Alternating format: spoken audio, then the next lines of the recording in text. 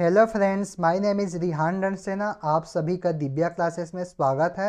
आज के हम अपने इस वीडियो लेक्चर में लेबर इंस्पेक्टर एग्जाम के एक महत्वपूर्ण टॉपिक छत्तीसगढ़ में श्रमिक संबंधित योजना का वस्तुनिष्ठ प्रश्न देखेंगे। यह इस वीडियो सीरीज का पहला भाग है जिसमें मैंने सभी महत्वपूर्ण योजनाओं को शामिल किया है। आप लोग इस वीडियो को अंत तक जरूर देखें ताकि आप लोगों को एग्जाम में बेनिफिट मिल सके। तो चलिए हम लोग अपने आज के इस वीडियो लेक्चर को प्रारंभ करते हैं। हमारा पहला प्रश्न है, मुख्यमंत्री साइकिल सहायता योजना के लिए पात्रता की शर्तों में से कौन सा एक सही नहीं है। तो हमारे पास यहाँ पर 4 ऑप्शन दिए गए हैं, जिसमें से पहला है इसके अंतर्गत 18 से 35 वर्ष की महिला ही पात्रता की श्रेणी में आ सकती है। दूसरा है इसके अंतर्गत 18 से 45 वर्ष का पुरुष ही पात्रता की श्रेणी में आ सकता है। तीसरा है पंजीकृत निर्माण श्रमिक के रूप में मंडल में 90 दिवस पूर्ण कर लिया हो। चौथा है मंडल संचालित सिलाई मशीन योजना का लाभ न लिया हो। तो हमारा जो सही उत्तर है वो है ऑप्शन बी। इसके अंतर्गत 18 से 45 वर्ष का पुरुष ही पात्रता की श्रेणी में आ सकता है। तो दूसरे ऑप्शन में जो पुरुषों के लिए पात्रता की आयु बताई गई है वो गलत है। यहाँ पर आयु कितना होना चाहिए, 18 से 50 वर्ष। ठीक है, तो यहाँ पर कौन कौन सा कथन सही है। इसके अंतर्गत 18 से 35 वर्ष की महिला ही पात्रता की श्रेणी में आएगी, ये कथन बिल्कुल सही है। उसके बाद पंजीकृत निर्माण श्रमिक के रूप में मंडल में 90 दिवस पूर्ण कर लिया हो, तो ये कथन भी बिल्कुल सही है। और अगला है मंडल संचालित सिलाई मशीन योजना का लाभ न लिया हो, तो ये भी कथन सही है। केवल कथन यहाँ पर जो दूसरा दिया गया है वो गलत है। तो हमारा सही उत्तर क्या होगा, ऑप्शन बी होगा। हमारा अगला प्रश्न है, मुख्यमंत्री असंगठित कर्मकार सिलाई मशीन सहायता योजना राज्य में किस वर्ष से लागू हुआ। तो हमारे पास यहाँ पर 4 ऑप्शन है, जिसमें से हमारा सही उत्तर है ऑप्शन बी 2012। ठीक है, तो आप लोग को याद रखना है मुख्यमंत्री असंगठित कर्मकार सिलाई मशीन सहायता योजना राज्य में 2012 से लागू है। हमारा अगला प्रश्न है, मुख्यमंत्री असंगठित कर्मकार सिलाई मशीन सहायता योजना के लिए कितने आयु वर्ग की महिलाएं पात्रता रखती है। तो हमारे पास यहाँ पर 4 ऑप्शन दिए गए हैं और इन चारों ऑप्शन में जो हमारा सही उत्तर है वो है ऑप्शन बी 18 से 50 वर्ष। ठीक है, तो आप लोग को याद रखना है मुख्यमंत्री असंगठित कर्मकार सिलाई मशीन सहायता योजना के लिए 18 से 50 आयु वर्ग की महिलाएं पात्रता रखती है।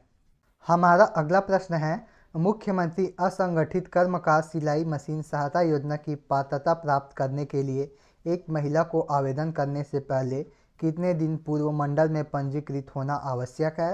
तो हमारे पास यहाँ 4 ऑप्शन दिया गया है और इन चारों ऑप्शन में जो हमारा सही उत्तर है वो है ऑप्शन सी 90 दिन। ठीक है, तो आप लोग को याद रखना है मुख्यमंत्री असंगठित कर्मकार सिलाई मशीन सहायता योजना की पात्रता प्राप्त करने के लिए एक महिला को आवेदन करने से पहले 90 दिन पूर्व मंडल में पंजीकृत होना आवश्यक है। देखिए यहाँ पर मुख्यमंत्री असंगठित कर्मकार सिलाई मशीन सहायता योजना किस वर्ष प्रारंभ हुआ। तो 2012 में प्रारंभ हुआ और इसमें महिलाओं के लिए पात्रता की आयु वर्ग कितनी है, 18 से 50 वर्ष। हमारा अगला प्रश्न है, मुख्यमंत्री असंगठित कर्मकार सिलाई मशीन सहायता योजना की पात्रता प्राप्त करने के लिए कौन सी शर्तें आवश्यक है। तो हमारे पास यहाँ पर 3 कथन दिए गए हैं, जिसमें से पहला है महिला की आयु 18 से 50 वर्ष के मध्य हो, जो कि बिल्कुल सही है। दूसरा है मुख्यमंत्री साइकिल योजना का लाभार्थी ना हो, तो ये भी कथन बिल्कुल सही है। तीसरा है मुख्यमंत्री कौशल विकास एवं परिवार सशक्तिकरण योजना या राज्य शासन के अन्य विभाग से टेलरिंग ट्रेड में प्रशिक्षण प्राप्त किया हो, तो ये भी कथन बिल्कुल सही है। इसलिए हमारा जो सही उत्तर होगा वो है ऑप्शन डी 1, 2, 3। यहाँ पर तीनों कथन सही हैं। हमारा अगला प्रश्न है, मुख्यमंत्री श्रमिक औजार सहायता योजना के लिए पात्रता आयु वर्ग कितनी है। तो हमारे पास यहाँ पर 4 ऑप्शन दिए गए हैं और इन चारों ऑप्शन में जो हमारा सही उत्तर है वो है ऑप्शन ए 18 से 50 वर्ष। ठीक है, तो आप लोग को याद रखना है मुख्यमंत्री श्रमिक औजार सहायता योजना के लिए पात्रता आयु वर्ग कितनी है, 18 से 50 वर्ष। ठीक है, तो आप लोग को इसको अच्छे से याद रखना है। हमारा अगला प्रश्न है, मुख्यमंत्री श्रमिक औजार सहायता योजना के तहत क्या प्रदान किया जाता है। तो हमारे पास यहाँ पर 4 विकल्प है, जिसमें से पहला है औजार किट, दूसरा है शस्त्र, तीसरा है खाद और चौथा है उपरोक्त में से कोई नहीं। तो हमारा जो सही उत्तर है वो है ऑप्शन ए औजार किट। ठीक है, तो आप लोग को याद रखना है मुख्यमंत्री श्रमिक औजार सहायता योजना के तहत औजार किट प्रदान किया जाता है और इसकी पात्रता के लिए आयु वर्ग कितनी है, 18 से 50 वर्ष। हमारा अगला प्रश्न है मुख्यमंत्री श्रमिक सियान सहायता योजना किस वर्ष से प्रारंभ हुआ है। तो हमारे पास यहाँ पर 4 ऑप्शन दिए गए हैं, जिसमें से पहला है 2016, दूसरा है 2018, तीसरा है 2021 और चौथा है 2022। तो हमारा जो सही उत्तर है वो है ऑप्शन डी 2022। ठीक है, तो आप लोग को याद रखना है मुख्यमंत्री श्रमिक सियान सहायता योजना 1 मई 2022 से प्रारंभ हुआ है। हमारा अगला प्रश्न है मुख्यमंत्री श्रमिक सियान सहायता योजना के अंतर्गत कितने आयु के श्रमिक पात्रता रखते हैं। तो हमारे पास यहाँ पर 4 ऑप्शन दिए गए हैं और इन चारों ऑप्शन में जो हमारा सही उत्तर है वो है ऑप्शन डी 60 वर्ष। ठीक है, तो आप लोग को याद रखना है मुख्यमंत्री श्रमिक सियान सहायता योजना के अंतर्गत जो न्यूनतम आयु वर्ग है वो कितना है, 59। ठीक है, इसको भी आप लोग को याद रखना है और अधिकतम आयु वर्ग की जो सीमा है वो कितना है, 60 वर्ष। इसलिए हमारा जो सही उत्तर है वो है ऑप्शन डी 60 वर्ष। हमारा अगला प्रश्न है मुख्यमंत्री श्रमिक सियान सहायता योजना के अंतर्गत कितने रुपये की सहायता राशि प्रदान की जाएगी। तो हमारे पास यहाँ पर 4 ऑप्शन है और इन चारों ऑप्शन में जो हमारा सही उत्तर है वो है ऑप्शन बी 20,000 रुपये। ठीक है, तो आप लोग को याद रखना है मुख्यमंत्री श्रमिक सियान सहायता योजना 1 मई 2022 को प्रारंभ हुआ था और इसके अंतर्गत अभी वर्तमान में कितनी रुपये की सहायता राशि प्रदान की जाती है, 20,000 रुपये की सहायता राशि प्रदान की जाती है और इसकी पात्रता के लिए न्यूनतम आयु वर्ष कितना है, 59 और अधिकतम आयु वर्ष कितना है, 60। ठीक है, तो इसको याद रखना है। हमारा अगला प्रश्न है मुख्यमंत्री श्रमिक सियान सहायता योजना के अंतर्गत हितग्राही को कितने विगत वर्ष कम से कम निर्माण श्रमिक के रूप में मंडल में पंजीकृत होना आवश्यक है। तो हमारा जो सही उत्तर है यहाँ पर 4 ऑप्शनों में से वो है ऑप्शन बी 3 वर्ष। ठीक है, तो आप लोग को याद रखना है मुख्यमंत्री श्रमिक सियान सहायता योजना के अंतर्गत हितग्राही को कम से कम विगत 3 वर्ष निर्माण श्रमिक के रूप में मंडल में पंजीकृत होना आवश्यक है।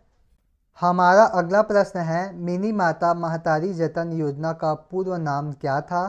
तो हमारे पास यहाँ 4 ऑप्शन दिए गए हैं, जिसमें से पहला है भगिनी प्रसूति सहायता योजना, दूसरा है महिला प्रसूति सहायता योजना, तीसरा है दीदी प्रसूति सहायता योजना और चौथा है उपरोक्त में से कोई नहीं। तो हमारा जो सही उत्तर है वो है ऑप्शन ए भगिनी प्रसूति सहायता योजना। ठीक है, तो आप लोग को याद रखना है मिनी माता महतारी जतन योजना का पूर्व नाम क्या है, भगिनी प्रसूति सहायता योजना।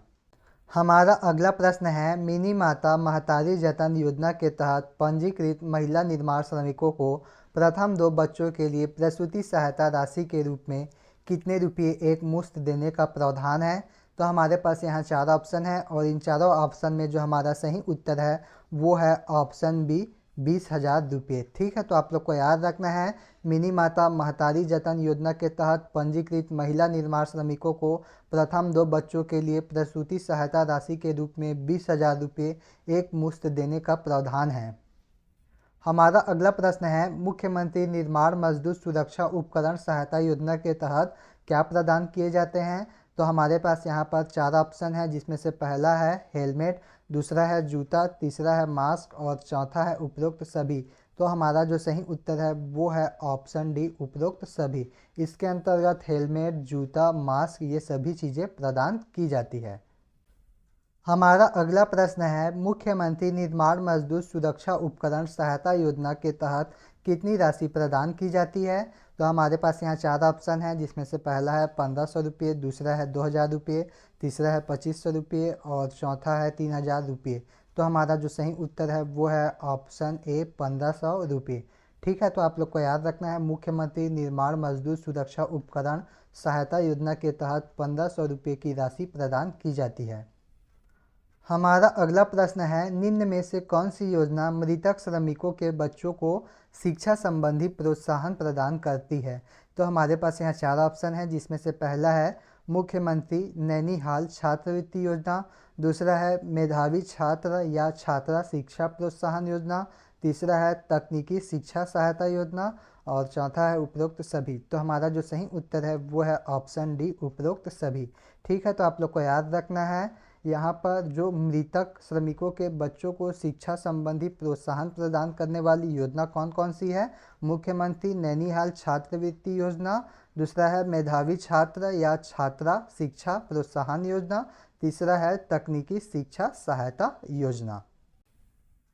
हमारा अगला प्रश्न है विशेष शिक्षा सहायता योजना के लिए पात्रता की शर्तें हैं। तो हमारे पास यहाँ पर दो कथन दिए गए हैं, जिसमें से पहला है योजना के अंतर्गत पंजीकृत निर्माण श्रमिकों के प्रथम 2 संतानों को लाभ की पात्रता होगी। तो ये कथन बिल्कुल सही है। दूसरा है मृतक के अतिरिक्त परिवार में कोई और पंजीकृत श्रमिक होने पर बच्चों को इसका लाभ नहीं होगा।